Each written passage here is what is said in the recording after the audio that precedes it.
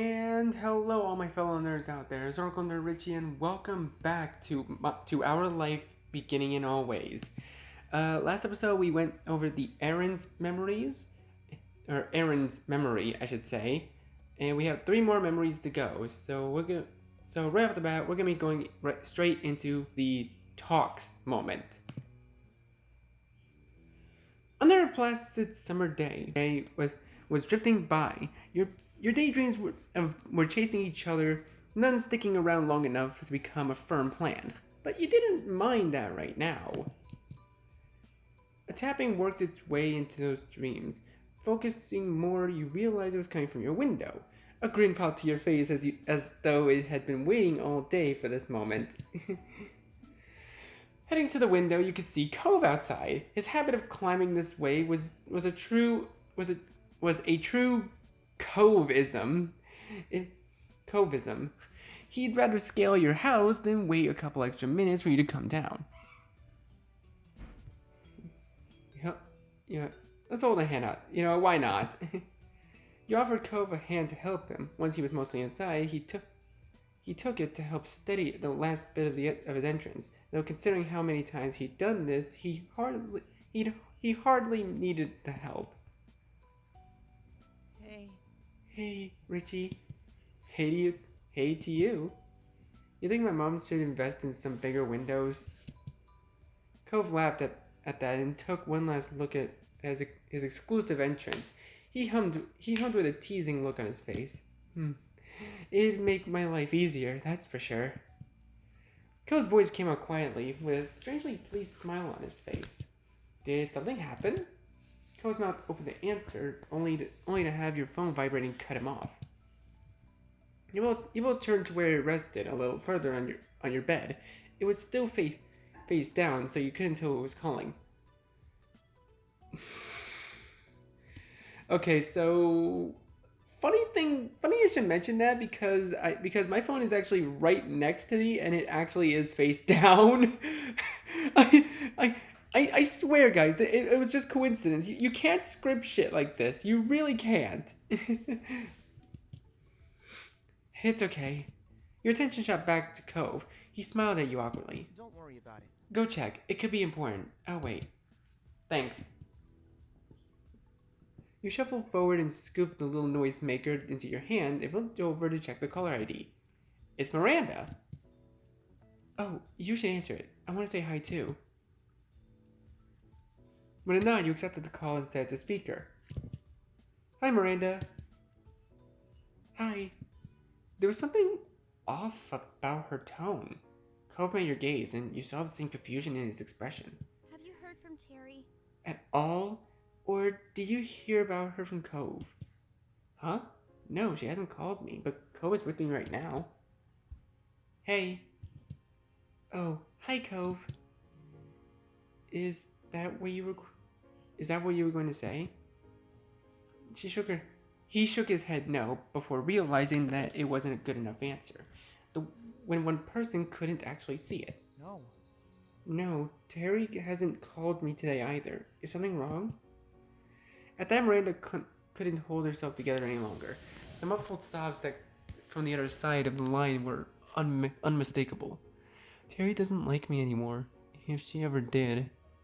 What? That doesn't sound right. You're probably her best friend out of all of us.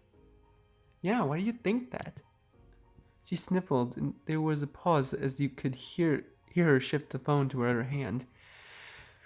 Terry was here the other night watching movies with me. We were up super late. She realized her parents probably went to bed, so they couldn't pick her up. My mom and dad were definitely asleep then. Dad works early. I tried telling her that it was okay to just spend the night and she could text her parents what happened, but Terry really didn't want to. You glanced at Cove. He looked equally unsure as you about where the story was going. It didn't sound like a friendship ending situation. I suggested things to make it easier if she was nervous, like she could sleep by herself in my room while I stayed somewhere else. Yeah. And I said we didn't have to sleep at all. We could have kept watching movies until one of her parents woke up. I wouldn't have minded. I know not everyone can do sleepovers, but Terry wouldn't even tell me what was really wrong or what I could do to help. I thought we I thought we could tell each other anything. I guess I was wrong. Did she stay in the end? No. We got too loud in the kitchen and my dad woke up. He offered to drive her home when he heard what was wrong. She texted me apologizing for my dad having to do that when he needed rest. But that was it. She isn't talking to me anymore. You could hear every bit of the tears and heartbreak in Miranda's voice. This continued to be a shock for your neighbor, but Cove recovered and spoke gently. I'm really sorry. I mean, There's no way Terry would want to make you feel this bad, or that she's just done with your friendship because of this. Miranda's sniffling continued. You hoped she had plenty of tissues handy. It'll be okay. I hope Terry is alright. It's really weird that she reacted like that. It's not a big deal, honestly. You weren't sure what to say. Let's just say it'll be okay. It had to be. You couldn't imagine any alternative. Miranda's voice sounded a little bit more collected after finishing her story, but you knew that she was crying. The crying was far from being done. I thought she'd have reached out to one of you by now. Maybe she's not talking to anyone? Yeah. Sorry for bothering you and Co about this. Hey, we're here for you. right. You can tell us anything. Thank you. Her shaking voice finally conveyed a little optimism, or at least relief that she wasn't dealing with it entirely on her own. Is that all right? If you do hear from her or anything, could you let me know if she's alright? We can. Thanks. Let's talk later, okay? Bye. Bye. Bye. That didn't really seem like an especially productive point to end the call. Though you also weren't sure where to go from there. Looking to Cove, his face seemed as lost as yours. With no alternative, you hung up and put your phone back on your bed. Cove crossed his arms, a frown creasing his face. He began to pace the length of your room, clearly trying to put the pieces together in his head in a way that made sense.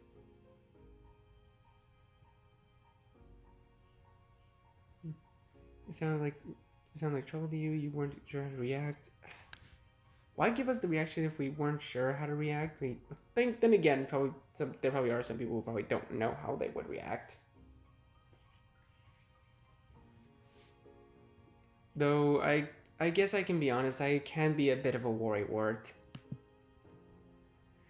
Butting on the inside of your okay, first our Wonderland and now this game. What is the protagonist? What's the obsessive? What is the freaking obsessive compulsion of biting the inside of one's own cheek? I don't get it. I really don't get it. I just don't. Nothing negative about it. Just saying I don't get it. Biting the inside of your cheek, you stared at the ground. Hearing Miranda so distraught like that was not easy. And what about Terry? The uncertainty was tearing you up. The empty state of your head before learning this was not helping you now. You couldn't put two thoughts together. And flopping back on your bed, you stared into space. We should probably try calling Terry. Cole's voice managed to drag you back to some grounding. He'd stopped pacing, but you still saw a perturbed look on his face. Yeah, I'm worried about her too.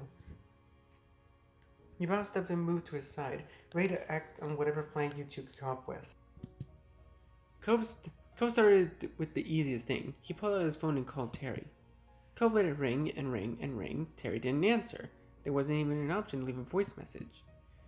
Your shoulders slumped and Cove looked even more troubled, if that was possible. He turned to you as if for some lifeline. Could you try calling? I'm gonna send a text, just like, hey, I was trying to reach you, call me, or something. Yeah. You took up your phone once more. Unfortunately, after another set of interminable rings, the line went dead. No answer, no voicemail. Hanging up, you saw Cove visibly deflate. He rubbed his eyes distant, openly struggling with the whole affair. I don't like this at all. They're fighting. We barely know anything, and we're supposed to just wait and see? Despite it only being a minute since he texted Terry, Cove checked his phone again. He was desperate for progress, for something. You frowned as you watched him. You're making me anxious. There's no way Terry has answered you. They're they're getting they're gonna get over it, you know. You need to try to relax. Cove, Cove stared hard at the screen as though he was trying to will a new message to appear. As your words sank in, his gaze slid over towards you. Just a little bit. Come on, you're working yourself up. Closing his eyes, he took a deep breath and released it slowly. It wasn't much, but you could see him ease up slightly. Yeah, you're probably right. Cove was still gripping his phone with both hands, as though it might fly away if he let it go. He looked to you with almost painful earnestness. Well, Should we? What did we even say if we do hear from one of them? His pacing resumed as he attempted to answer his own question. We should probably tell them to talk to each other instead of only us. Maybe. He slowly came to another halt, with like a gear winding down. We should just come for Miranda and let up with Terry. We should find out Terry's side of the story. I don't know. We should only tell them to work it out between themselves. That's it. You wondered why you always had to come up with things. You didn't say anything. Why are you asking me?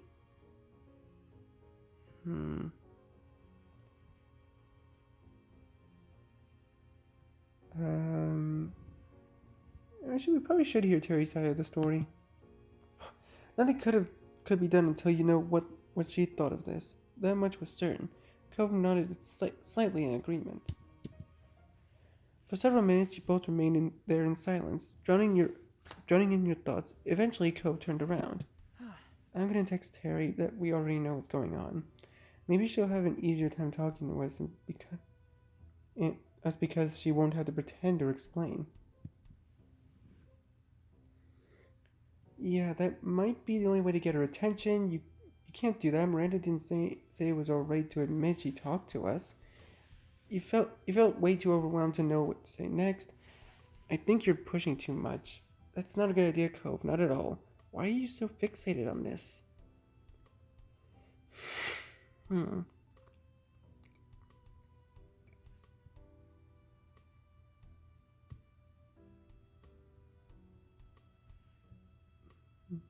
It's not a good idea, Cove. Not at all. Honestly, with my experience, I've experienced situations like this before, and I've tried to be the mediator between the two parties, and honestly, well, it kind of hurts. I'm not gonna lie, it kind of hurts. Yeah, it's not a good idea, not at all. Cove's mouth turned down, and you could see the grip on his phone tighten out of the corner of your eye. You wondered if he was even aware of it. Why not? Would she want to hear that we know about that? If Terry wants to hear the story, she'd tell us herself. But what if she doesn't? Then we respect her privacy. That's what. You have to stop whatever it is. Whatever this is. Co's eyes narrowed into sharp slits. A look that was almost unheard of for him to direct at you. His tone of voice was equally as cutting. Is this what you want? For us to start fighting too? Oh no. If that's what's happening, you can't blame me for it. That's not what I want, but that doesn't mean it is in what's happening. No, I don't. You can only look at back. You were sad, not angry. Come on, Cove. This is not worth it. Go home, Cove. Oh God, we can be utterly brutal to him. Jesus.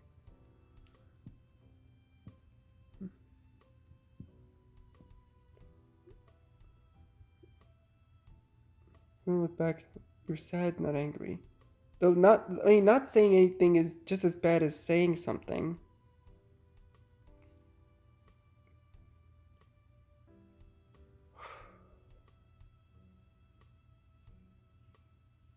It's not what I want, but that doesn't mean.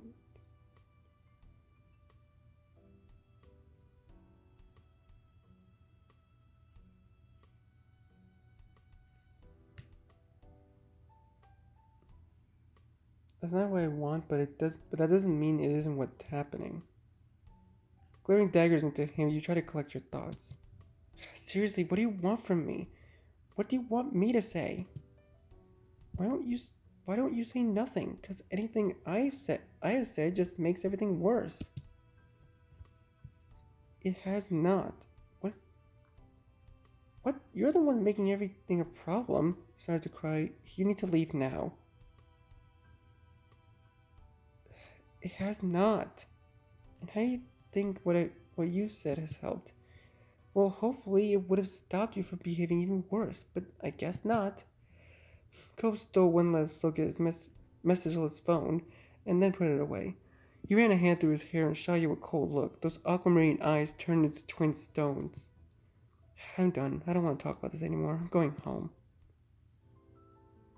Cove showed his back to you and briskly walked out of your room. Without thinking, you followed a few steps behind and watched him speed through your house, then out the front door.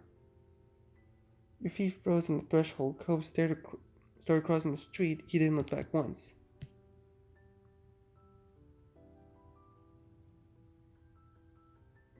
You don't come back. Jesus Christ. Why couldn't this just be called Fight? Because it obviously seems to be Cove and the main character's first fight.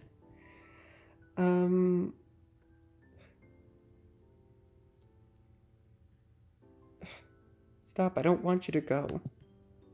Your words rang out loudly, and you wouldn't have been surprised if the whole neighborhood had heard your declaration. You still couldn't believe that he was doing this. Cove froze in the middle of the street. There was a moment of tension that stretched the air taut. He still didn't look back at you. All the fury you'd felt was smothered by a cooling anguish. You couldn't let him leave, not like this. Cove. The quaver in your voice clearly reached him because his shoulders sunk lower. You can come back. He peeked back around hesitantly, like his feet were stuck to the tarmac. But eventually he returned to your side, head down, and neither of you said anything initially. It was awkward until Cove finally plucked up to try mending fences. Sorry for making things difficult. When his gaze lifted back to yours, you saw the light gleaming off his newly shed tears. Would it be alright to keep waiting together? Yeah. An awkward silence grew between you both. Then you turned and pointed at your door. We don't have to stand around here. We can go inside. Cove's eyes lit up like he'd been waiting for you to say that. Together, you headed inside. Hey, Richie. And hi there, Cove. Ma followed right after, hearing the greeting her wife had just given. Mom's eyebrow raised when you and Cove shared a look. What's going on? We're okay. It's just Miranda called earlier. She and Terry are fighting, but none of us know what's going on with Terry. Your parents exchanged a meaningful look, though its meaning was lost on you. I'm so sorry. That's too bad. I'm sorry there's trouble with your friends, sweetie. Is there anything we can do to help? Out of the corner of your eye, you saw Cove rub his arm awkwardly, unable to add anything. No, we're just waiting to see if Terry calls or texts, or if Miranda does. Well, we can at least help you take your mind off things while you're waiting. Yeah. Isn't that a great idea, Lonnie? We can get the whole gang together for some quality time. Ma gave you a soft smile and added, this will be good, especially since it might help make up for what happened at the farmer's market. It'll be wonderful to go see what Liz is up to right now. Excited, she fluttered a few steps away, then stopped. She pivoted on her heels and raised a single finger, flashing the biggest smile at Cove. No trouble. And of course, Cliff will be welcome too.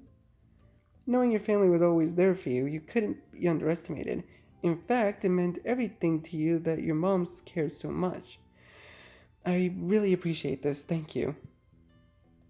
Yeah, thanks. That's nice of you. You're welcome. You're both very welcome. Don't sweat it, not so, kiddos. Leave things to us. Just relax and we'll call you when it's all together. You nodded and your moms dispersed for now, springing into action for their impromptu get-together. Turning to Cove, you motioned with your hand to follow him. for him to follow. If you were going away, he might as well be in your room. Let's go upstairs. Sure. You flopped down in your bed, feeling like you could sink into it and disappear. Cove, meanwhile took a spot into a chair off to the side. You sighed at the same time, and Cove's mouth pulled into a bent smile at that. He gave his phone number a quick check, and his eyebrows furrowed. Still nothing? Yep, this is crap, huh? Yep. Cove chewed on the inside of his cheek, as if to mimic the stress that was clearly eating away at him. Cove, what's wrong? What's really wrong? When disagreement doesn't make you act like this. That got a pointed pause in his movement. Cove was carefully trying to put his thoughts together as he spoke in a fragile voice.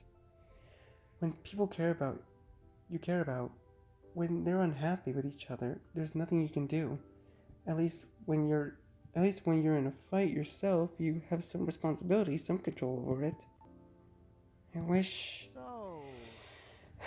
it didn't have to happen, but this isn't possible. So, oh well, I guess. His attempt at giving a nonchalant shrug after was pitiable. Yeah, it makes me feel horrible too. True, but you're right, it can't be helped. It's whatever. Other people can do what they want, right? You stay silent.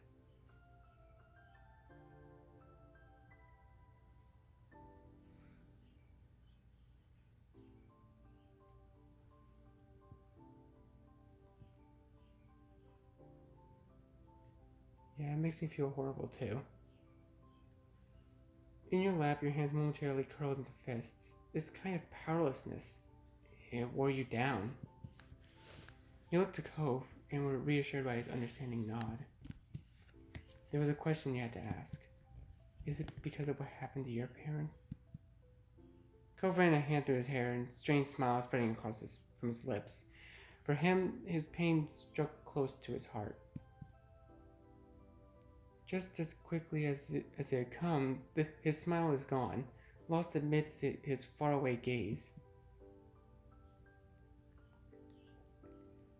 Yeah, you got this. You got it. It's like my parents. Despite knowing him for so many years, Cove has never spoken of the years before he moved to Sunset Bird, before his parents separated, in any detail. He whispered his thoughts distantly, almost unconcerned with whether you could hear them or not. They used to fight all the time. I think they got along when I was a baby. I mean, they had to have wanted to be with each other at some point, but when I was old enough to remember anything, it was already bad. There was always something wrong, and I could never help. I just wanted them to be happy.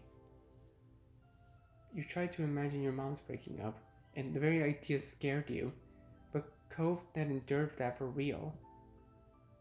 I'm sorry. Richie. Don't worry about it. It's okay. Despite the revelation, Cove gazed reassuringly at you. It's not like that anymore. Things are so different now. I don't even really think about it. Again, the sorrow reasserted itself. When he continued, you could barely hear him. Though I guess it's pretty obvious I haven't forgotten either. Trying to smile from him, you crossed the room and took his hand. You went over and placed a hand on his shoulder. You hugged him, you kissed him.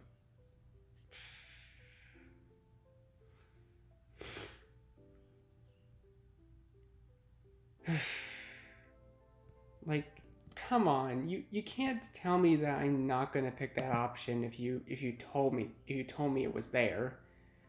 You crossed the room, picking up a little bit of speed, and Cove's eyes widened. He shot out of the chair, stood waiting for you with a nonplussed look. Nonplussed look. I've never heard of that word. What does that even mean? Okay, nonplussed, of a person surprised and confused so much that they are unsure how to react.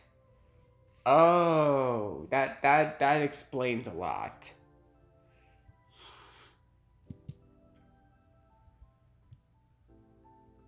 When you collided into him, wrapping your arms around his neck and covering his mouth with yours, all mystery was gone. Cove squeaked against your lips.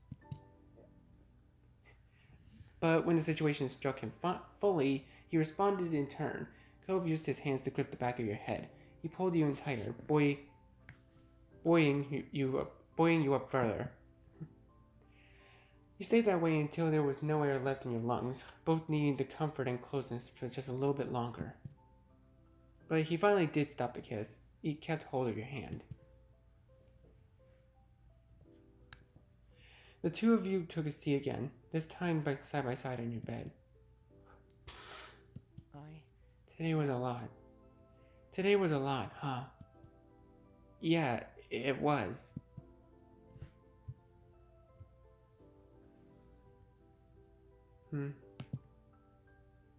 Resting the side of your head into his shoulder, you glanced up at his face. Cove watched you affectionately. In a gentle gaze, you finally felt like everything was going to be okay. No matter what happens, we can make it work. His mouth pulled into a bent smile at that, but you chuckled, resting your head comfortably back on his shoulders. Me too. I think so too. You couldn't sit still anymore. Cove leaned in, delicately pressing his lips to your forehead to kiss you once again. You raised one free hand and lightly touched your. He raised one free hand to lightly touch your jaw. Despite having just initiated one yourself, a breath got caught in your throat at being touched that way. When you remembered to breathe, blood rushed to your face, turning your skin a deep red. You tried not to think about how hot you were feeling, but because after everything that happened today, you were just grateful for the moment. And for a while you stayed like that. A comfortable quiet fell between you, and the sun fell with it. The warming calm ended when Cove gasped sharply. You spun half expecting to find him nursing an injury, but instead you found him staring straight ahead. What? What? Oh my god. I think my phone just vibrated. Check it out. Right. He patted his pockets, fumbling in his panic, and yanked the phone out. The forced action nearly catapulted the device out of his grip entirely, and he caught it just in time. His eyes honed in on the screen. It's Terry. Thank God, she says she's sorry. He looked back to you, eyes wide, as his nerves started to fray once more. What should I say? Give it a second, I need to think. Clammed up.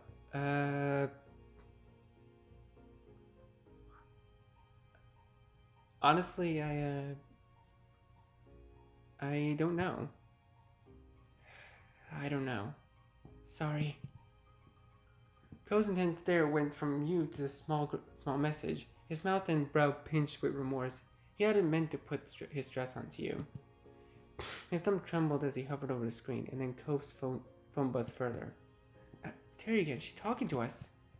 You leaned in, watching the conversation unfold on Cove's screen. Right. She's gonna actually call. Cove held his breath as he waited. Though he was good with people, he'd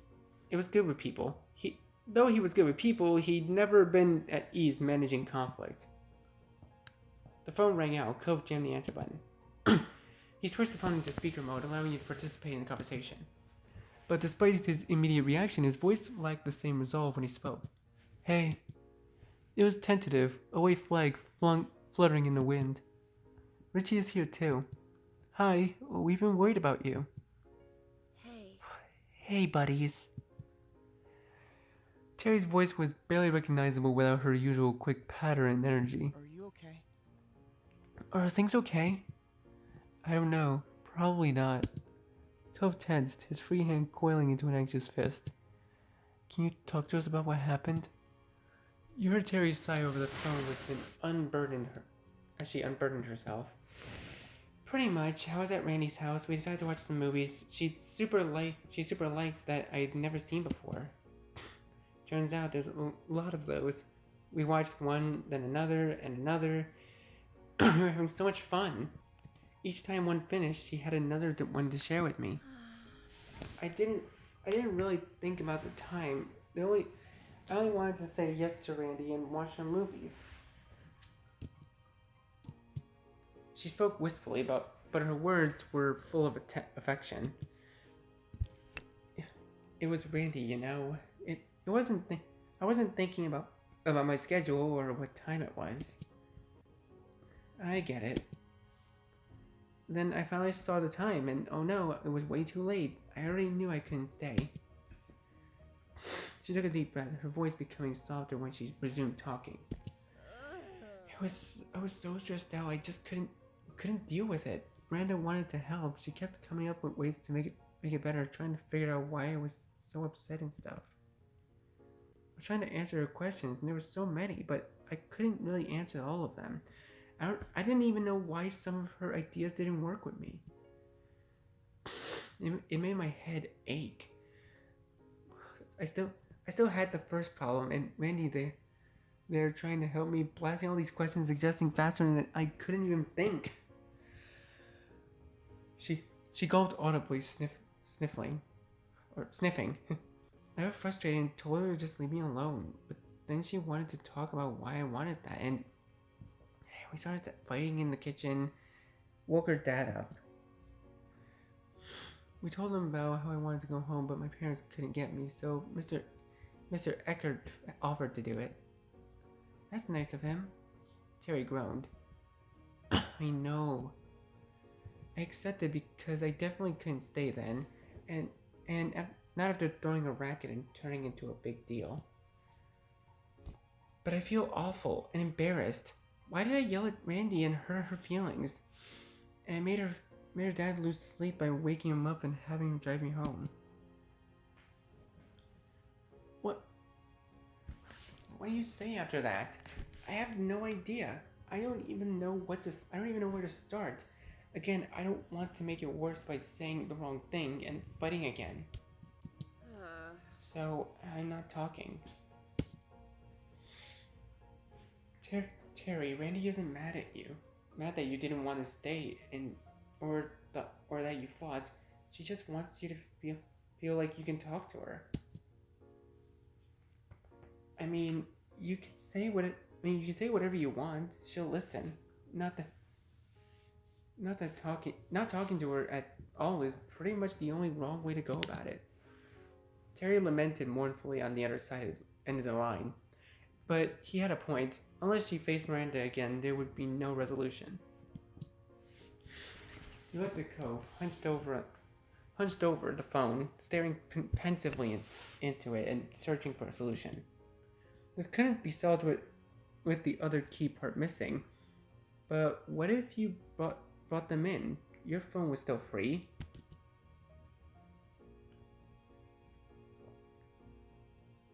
You should call up Miranda now. What if we call Miranda? That way you could talk to her, but wouldn't have to do it alone. Cove brightened up, the concerned furrow in his brow which had taken root when Miranda first called eased. Well, that could work. Terry, you up for it? She made a noise that wasn't a word, but nevertheless conveyed her hesitation and worry. But she brought it to a close with a decisive exhalation. Ugh, I can't read. As if pushing all negative thoughts from her body. Alright, I'll do it. Cove nodded. Now that you'd received approval from everyone, you pulled out your phone and called Miranda. You set the speaker and waited for her to pick up. Luckily, she did. Hi. Hi, Richie. Her voice was still distant, as if her thoughts were elsewhere, but it was loud enough for your needs. Hi, you're on speaker. Terry is on speaker too, on Cove's phone. Oh. She paused while she digested this information. You watched the phone screen, hoping that she wouldn't hang up as a result. Really? Oh, really? Yep, it's me. Can you hear my voice all the way from your house to theirs and mine? I can. You and Cove exchanged looks, waiting for the wall between them to break, and wondering who would be the one to do it. The quiet dragged on. You caught Cove chewing his cheek. Cove, stop it. He must have been weighing up some questions to you, whether to encourage the conversation along or leave Miranda and Terry to resolve it for themselves. The answer came in from the form of one sniff, followed by another from Cove's phone. Sorry. Sorry, Randy. I hope you still like me. What? You were the one acting as if you didn't like me. Her tone was defensive, no doubt as a result to her words from last night still being raw. What? No way! Everyone likes Randy. You're wonderful. Your eyes met Cove's. His phone was tilted towards you, capturing the call indirectly. You moved your phone closer to his, hoping that the signal was strong enough to convey every nuance of tone. Cove did likewise, bringing his cell right next to yours, even bumping against it as he shifted his grip. I didn't know what to say. That was the only reason I wouldn't talk to you. If I had known the answer, I would have told you right away. Random murmured on the other end of the line.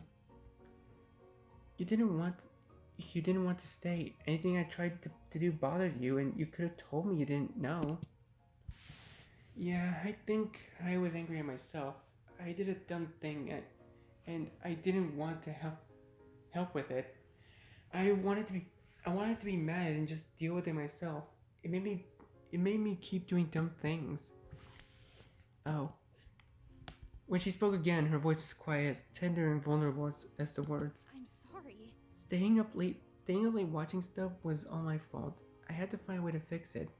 That's what I thought anyway.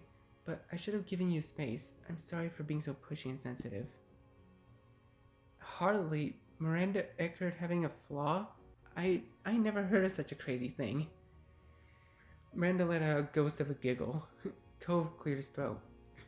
Maybe you should call each other now?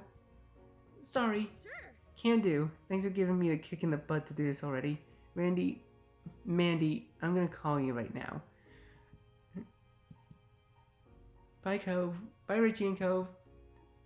She hung up after squeezing in another quick bye, though not giving you or Cove room to respond in kind.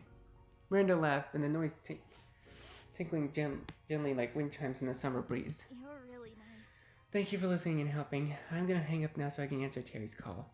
Bye. Bye. Good luck. Bye. Talk to you soon. Miranda hung up, still chuckling softly as your call ended. The room felt emptier without the other voices in it. Cove expelled a sigh and crashed through the newly fallen silence. He dropped his arms to his sides, letting his head hang low like a puppet at rest. Thank God. Thank God. They shouldn't have involved us in that. I'm so relieved it's okay. We were simply happy your friends had made up. Days events had drained you. You were now content that Cove seemed at ease again. I'm so relieved it's okay. Cove scratched at his face, his expression cloudy. I think I need to find better ways for dealing with conflict because that was awful. We could all probably do better at that. I think you did okay given the circumstances. Yeah, I think that would help. You didn't comment. We could all probably do better at that. Cove meekly smiled as he rubbed his eyes. Weariness creeping over him, and mumbled his next words. We can talk about it another day. Conflict resolution methods? Huh? Oh no, forget it. Your eyebrows rose and then a light bulb went off in your head. Before Miranda called, didn't you say there was something you wanted to say? Cove's original visit had been thrown off so off kilter that it was a struggle to wind your memory back when he'd first turned up. Now that you did, though, you remembered that he had been perky when he'd arrived that afternoon. Was it good news? Cove brushed his hand against his now folded arms shyly. Well, yeah, maybe. I'm not exactly sure if it counts as news or even good. It was just is what it is. I'm happy about it, though. You were curious, but you didn't want to push Cove if he didn't want to speak about it. You don't have to say anything, but if it makes you feel good, I think it's good news. Cove chuckled awkwardly, a hand creeping up to ruffle the hair on the back of his head. It's fine. If you want to hear it, I can tell you. He shifted on his feet, as if in a different posture might give him the support he needed for the conversation. I didn't want to make a big deal, but I kind of, well, not kind of. I just know what my sexuality is now. Oh, that's okay. You can talk to me about that, dude. Oh, a real subject change, huh? He chuckled. True, it was unexpected, but you were excited that Cove had come to understand himself more, and glad he wanted to share that with you. That's great. Tell me more? Cove drew a breath, straightening up. Get it? Straightening up? Sorry, I couldn't help myself. I'm demisexual, so, most of the time, I don't really have those kinds of feelings. Physical wants and stuff. It's only in some situations when when I'm already really emotionally and romantically connected to someone that I start to ever think about anything sexual, and it's only with them. I hadn't heard the term until pretty recently, and it just made a lot of sense. Once I knew what it meant, I had a word that fit how I felt. Yeah. And I'm pan romantic, because I've never had a preference for a specific gender or anything. So yeah, my boy. That makes sense. Um, I don't know how much. Okay, so I don't know how much exactly I can relate, but I myself am aromantic asexual. So I'm aromantic asexual. So I kind of know what he's going through, considering that demisexual is underneath the asexual umbrella, but it is a real because it is a really specific term. But I myself don't really even know what asexual I am, so I'm still trying to figure that out. So I just taking the term asexual for now. Anyways, Cove looked down at the floor, being so open and direct about a matter that personal, which you were sure he spent a long time trying to figure out, seemed to be kind of weird to him.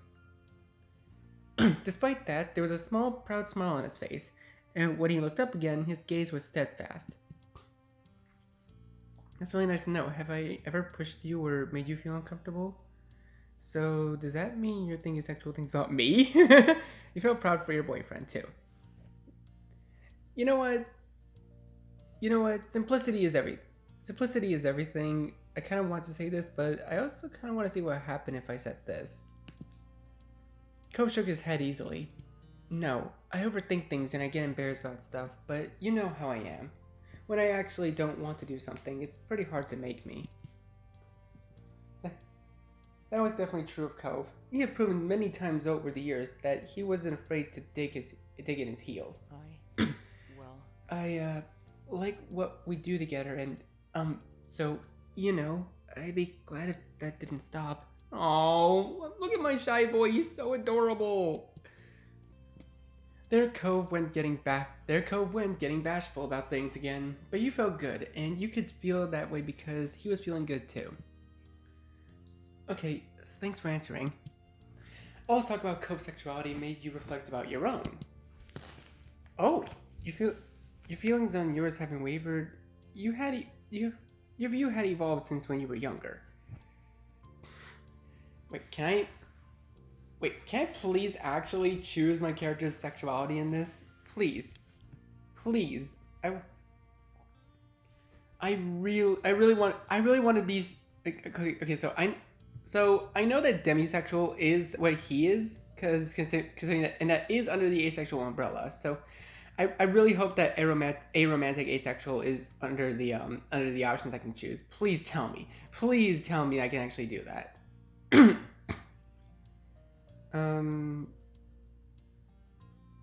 Your feelings hadn't wavered. Your view had evolved since you were younger. I think the second one sounds a little better. You have physical attraction in a general way. Oh wait, this is the only time you can actually change your sexuality. Okay, yeah, I get it.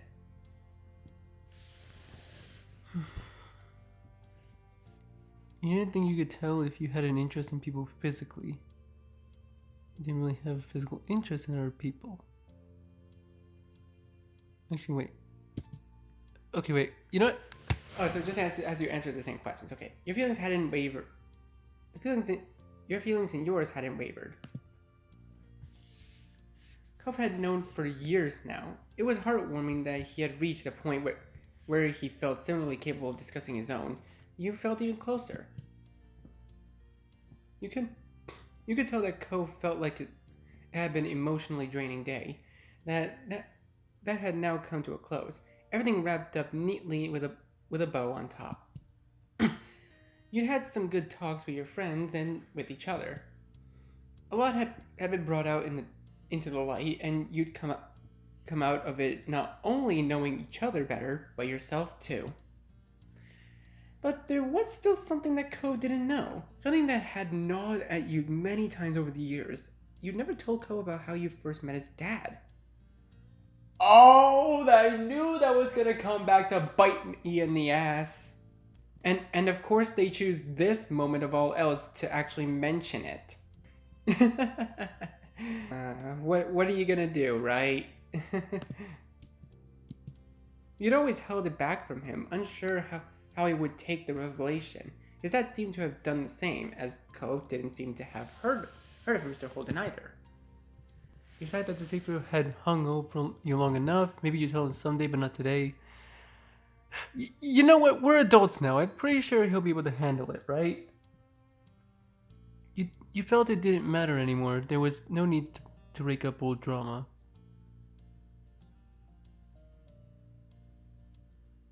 Okay, I'm gonna save just in case this screws anything up. It was time to tell Cove about the deal that his father proposed. You were ready. Today was the day to tell Cove the full story of how you'd come to know him. Cove? You hooked his attention with the way you spoke his name. There's one more thing I'd like to talk about. Cove raised an eyebrow, but he didn't say anything. He was listening. You tried to handle it lightheartedly. You were still hesitant and showed your words cautiously. Deep Resin stated the whole situation plainly. Honestly, I'd probably be very cautious about it. Way back when we first met, it was actually your dad I'd first met. When you'd run off, he was waiting outside the house to see if you'd come back. He didn't find you, not then, but he did notice me as I was walking home. Cove nodded, eyebrows still raised. You could tell that he was trying to predict where this was going.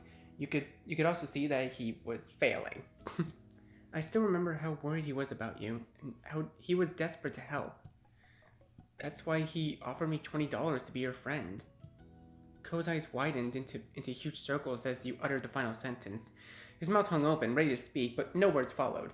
You stood still, giving him the time to process this revelation. You watched the layers of subterfuge being ripped away as his eyebrows rose higher on his forehead, followed by a deepening frown. And then Cove burst into a roar of laughter.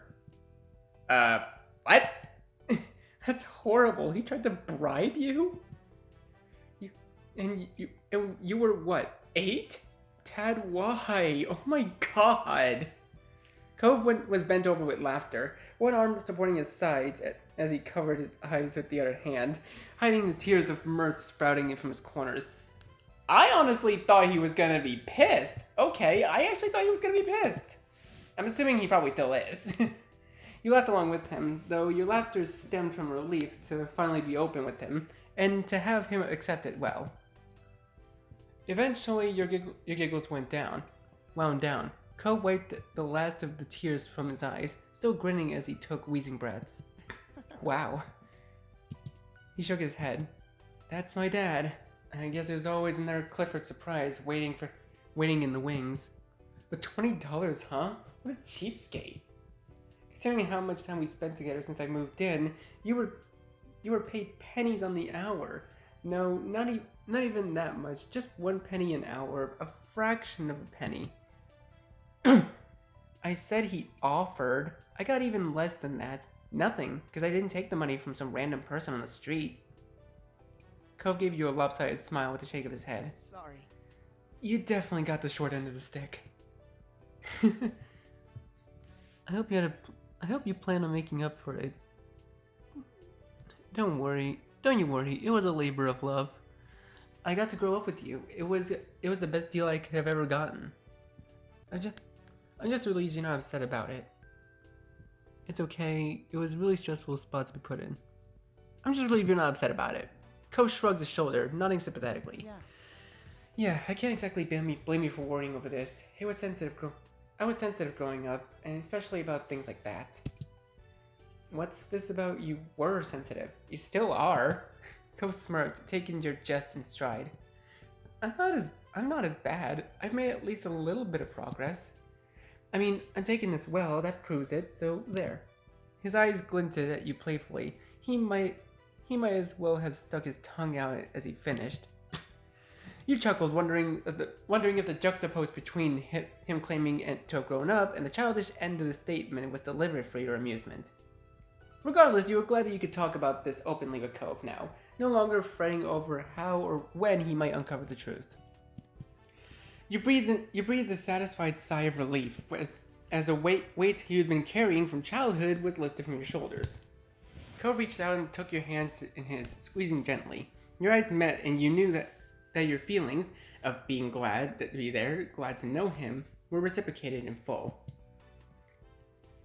Thanks for telling me. I appreciate it, honestly. I appreciate the honesty. He grinned slightly. And now I've got more ammo to tease Dad with. You're welcome. Hey. We should probably head downstairs soon, if your moms are still wanting everyone to get together. Yeah, that's right. With a renewed spring in your step, you led the way out of your room.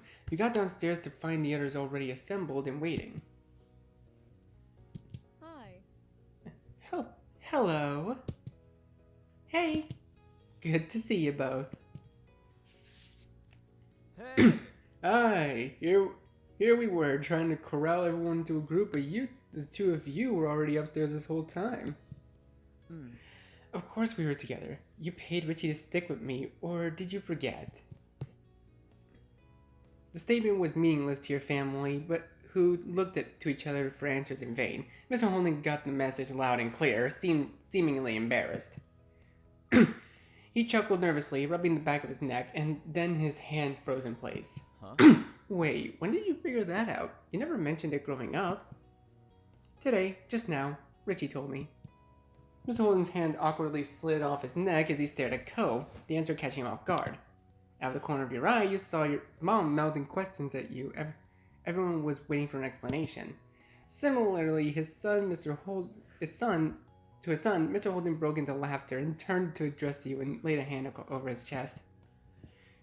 I can't believe my partner in crime betrayed me. After all these years, I thought we had something.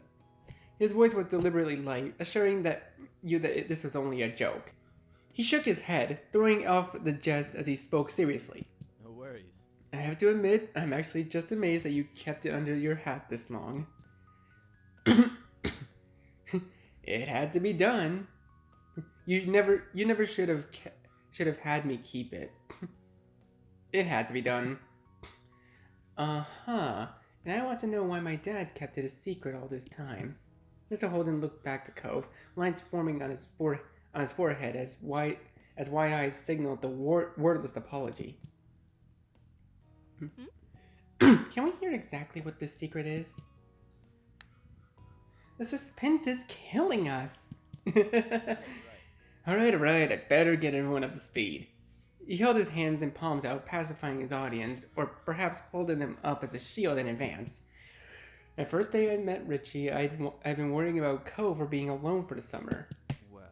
There weren't a lot of kids around, and he wasn't exactly the best terms with me at the time. He glanced around at his family, gauging their responses. I felt like this was my one shot, so I kind of offered him $20 to be friends with Cove, and added that he couldn't tell him about it. Liz gasped. Mom was staring incredulously at Mr. Holden, while Mom's eyebrows had retreated to her hairline. You and Cove, already knowing the story, were the only ones unaffected. But after a while, I really did honestly forget it even happened. He raised his hands higher, now level with his shoulders. But not a bad idea, you thought. If Mom felt inclined to throw a cushion at him, he'd probably manage to block it in time.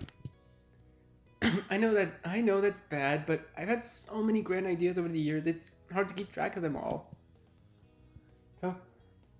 Cove smiled, placing his hands on his hips and shaking his head at his father's antics. Seriously? I can't believe you, though I totally can. Your moms were less indulgent, the shock that had ebbed away to displeasure.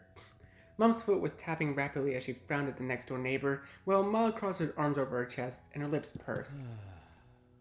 I'm sorry, Richie, and I'm sorry to your parents, too. That was way out of bounds. It's alright, I accept your apology.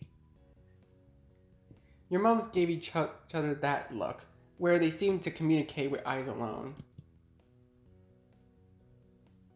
Alright, well, that's that then, and it won't happen again. Absolutely. It definitely won't. Alright. Good. It was a little surprising that they were letting him off the hook, but on the other hand, it was a long time ago now, and you were sure your moms remembered those painful early days of Cove's arrival too. Mr. Holden wasn't a potential bad influence anymore, so a lecture would be pretty moot. Instead, your ma gave him a lenient smile. In that case, Now that that's settled, why don't we find something to do? Nods of agreement cascaded through the group in a couple of waves at the suggestion. Mr. Holden's shoulders slumped with a release of tension. He brought his hands down, tucking them away into his pockets. The two families spent the rest of the afternoon together, chatting and catching up. Though you'd accepted Mr. Holden's apology, Cove caught up for lost time by pitching the odd jab at his dad. Your moms didn't seem amused. The news still too fresh, but you enjoyed finally being able to laugh about it freely. You truly relaxed, knowing that there were no longer any secrets between the two families.